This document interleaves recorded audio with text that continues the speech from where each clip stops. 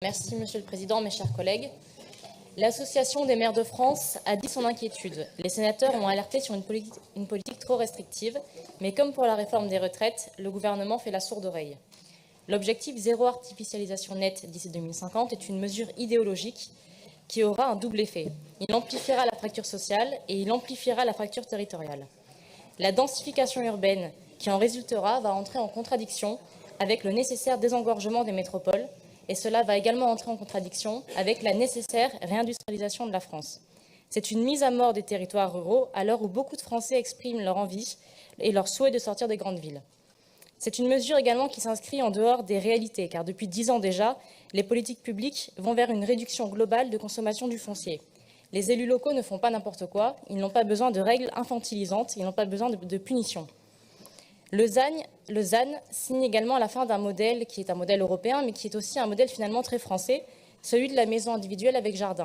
Mais ce n'est pas une surprise, puisqu'en octobre 2021, déjà, la ministre du Logement, Emmanuelle Wargon, déclarait que les maisons individuelles étaient un non-sens écologique, économique et social.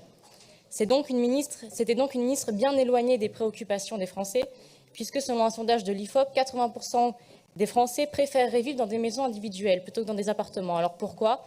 Pour le plaisir certainement de voir leurs enfants jouer dans un jardin, pour le plaisir d'être libre, de ne pas avoir de voisins en haut et en bas, et également pour la tranquillité que cela amène. Nous allons donc assister à un retour du dangereux construire la ville sur la ville. Or, nous avons désormais le recul nécessaire pour analyser les funestes conséquences sociales qu'a généré la construction verticale des années 60-70. Nous allons donc continuer d'entasser les Français dans des tours comme des lapins d'élevage dans des cages. La restriction des constructions aux zones déjà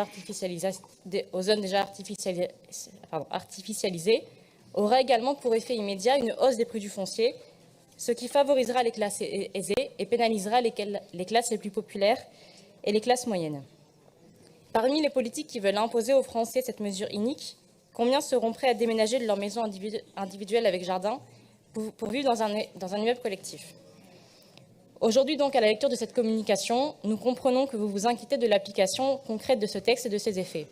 Pourtant, déjà en 2019, bien avant la loi Climat et Résilience, vous fixiez des objectifs similaires à cette loi dans votre SRADET.